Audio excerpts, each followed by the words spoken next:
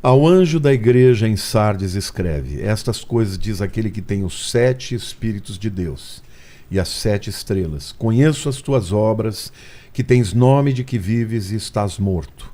Sê vigilante e consolida o resto que estava para morrer, porque não tenho achado íntegras as tuas obras na presença do meu Deus. Lembra-te, pois, do que tens recebido e ouvido, guarda-o e arrepende-te. Porquanto, se não vigiares, virei como ladrão, e não conhecerás de modo algum em que hora virei contra ti. Tens, contudo, em Sardes umas poucas pessoas que não contaminaram as suas vestiduras e andarão de branco junto comigo, pois são dignas. O vencedor será vestido de vestiduras brancas e de modo nenhum apagarei o seu nome do livro da vida. Pelo contrário, confessarei o seu nome diante do meu Pai e diante dos seus anjos. Quem tem ouvidos ouça o que o Espírito diz às igrejas. O que a gente pode falar sobre isso? Esse anjo é anjo... Então, uma discussão sobre isso. Eu acho que é só uma referência. A palavra anjo em grego e em hebraico quer dizer mensageiro. É mensageiro, angelos ou malar, né?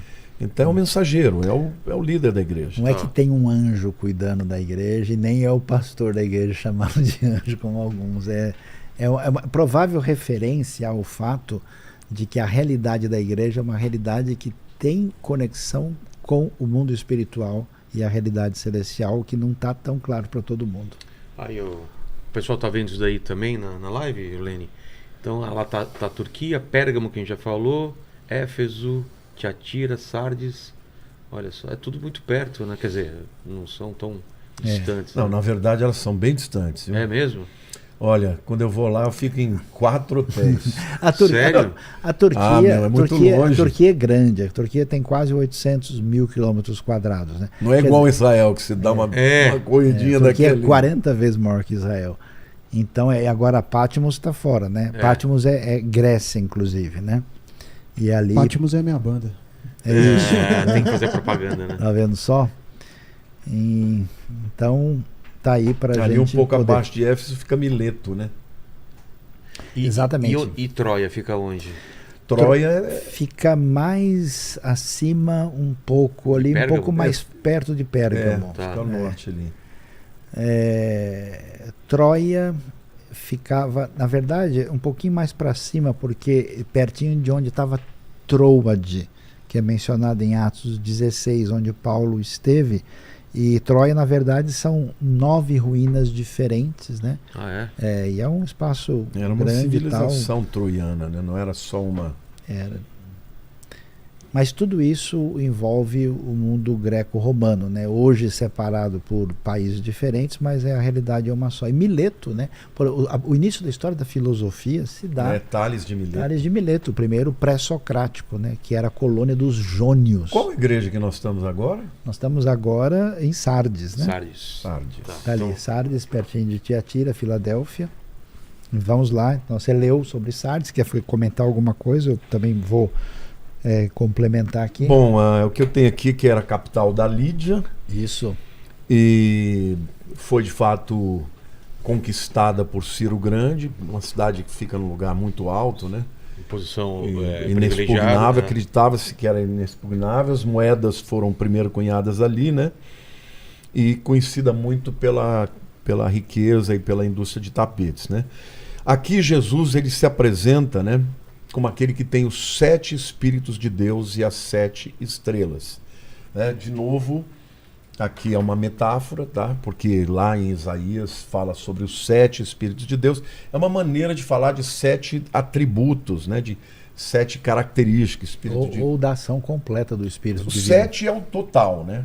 Totalidade. Sim. Mas tira dali desse texto de Isaías, né? Capítulo 11, que fala do espírito de sabedoria, espírito de conhecimento, espírito...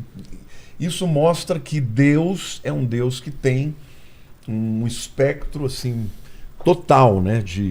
de qualidades, de atributos e tal. Então, Jesus, na verdade, ele é aquele que tem os 7 Espíritos de Deus. O que significa? Eu sou Deus. Eu sou o próprio Deus, né? E as 7 estrelas, né? que está falando aqui dos anjos, aqui eu penso que os aqui são... E o domínio da realidade celestial, né? Mas aqui eu penso que, no caso, não são os anjos mensageiros. Aqui eu falo mesmo de toda as regiões celestiais. A regiões celestiais, de todo o exército angelical, entendeu? No mundo antigo eles não separam o mundo astronômico do mundo espiritual, fazem parte de uma realidade integrada. Entendi. Inclusive em Jó, né, fala das estrelas que cantavam quando Deus estava criando, está falando dos anjos, que contemplaram a criação do cosmos, né? Então, entendi. O 7 é sempre totalidade. Aqui no caso, está falando de que Jesus de fato é Deus, né? Uma coisa que eu acho muito interessante, em todas as cartas ele diz: conheço as tuas obras. Ele começa falando sobre isso. Então, eu acho muito interessante, porque hoje nós temos dentro da própria igreja cristã, acho que até para repudiar aquela visão católica, né, de que você é salvo pelas obras. Anti-obra, né?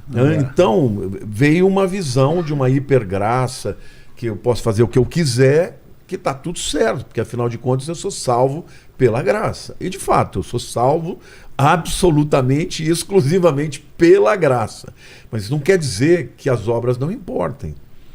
Porque a retribuição que Cristo dá, em todas essas cartas você vê segundo as obras. Então, ele começa falando de conheço as tuas obras, ou seja, eu sei o que você está fazendo, né? Mas isso também é uma coisa que tem mais um elemento aqui, é que assim, o sujeito está fazendo, está caminhando, mas será que Deus está vendo? Será que Deus, eu estou à mercê do Império Romano, do imperador, dessas coisas? Então, ele conhece no sentido de saber se você é sincero, mas também porque ele acompanha e consola. Não desista da sua vida. É um encorajamento, né? Eu estou te vendo, né? Então, ele fala, né? Tens contudo em Sardes umas poucas pessoas que não contaminaram suas vestiduras e andarão de branco junto comigo, pois são dignas. Eu entendo aqui também como a retidão doutrinária.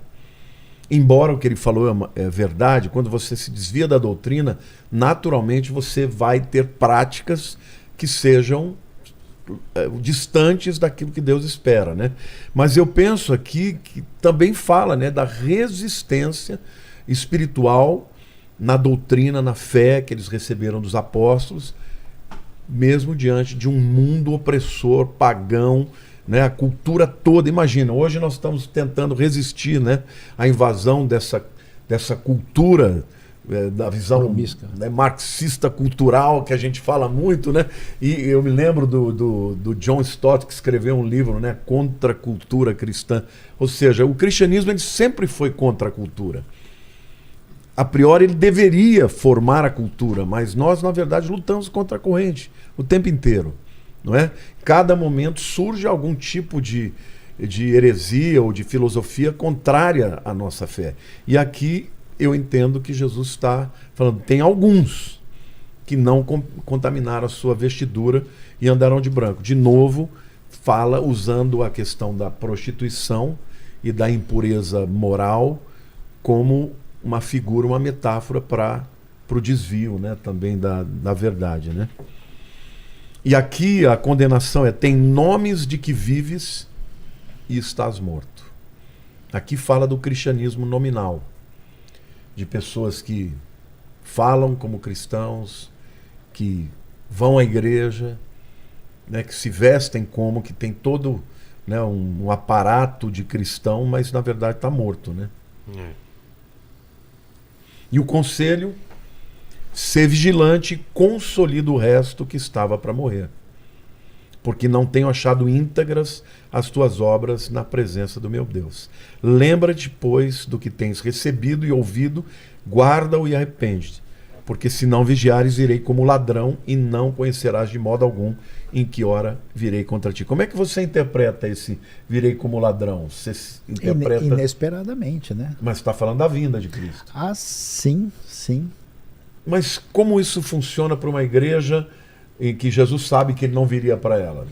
Então, mas a questão é que o tempo divino é um tempo que sempre é apresentado como virei em breve. Não, bom, isso é o que eu creio, Claro. mas eu queria ouvir a tua opinião. Então, mas virei em breve quer dizer, você nunca pode ter o controle sobre Deus. O relógio divino, você não tem acesso. Isso que ele está falando é exatamente o que eu acredito. Em Então, todas as gerações, claro, Deus permitiu que os cristãos acreditassem que ele viria na geração deles.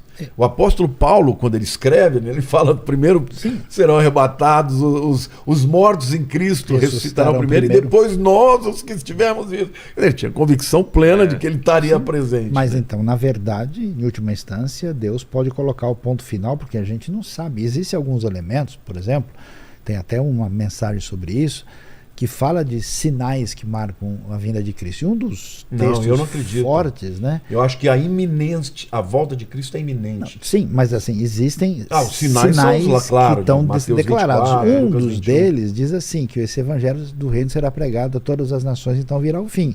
Então, todas as tribos da terra vão ouvir esse evangelho. Então, esse é um desafio pela frente. Mas, apesar da gente poder olhar e interpretar, ninguém pode colocar a vinda de Cristo na agenda. Ela vai ser sempre surpreendente. Porque se colocar, vai errar. Virá como ladrão, mas assim, esse elemento da surpresa, ele deixa para todo mundo, porque uma das motivações maiores para o cristão naquele tempo era crer que Jesus poderia vir a qualquer momento. Não, e você não saberá que hora virei contra você. Por isso, esse negócio de pessoal ficar tentando adivinhar a data da volta de Cristo, o dia, a hora, ninguém sabe. Ninguém sabe porque não sabe. E não é para saber. Né?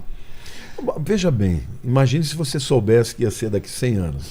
A grande maioria das pessoas ia ficar vivendo de qualquer jeito, entendeu? Então, a gente não sabe o dia que a gente vai embora também. Não, eu sempre digo, ele vem na minha geração, de uma forma ou de outra, porque quando eu fechar os meus olhos aqui, eu vou me encontrar com ele, né?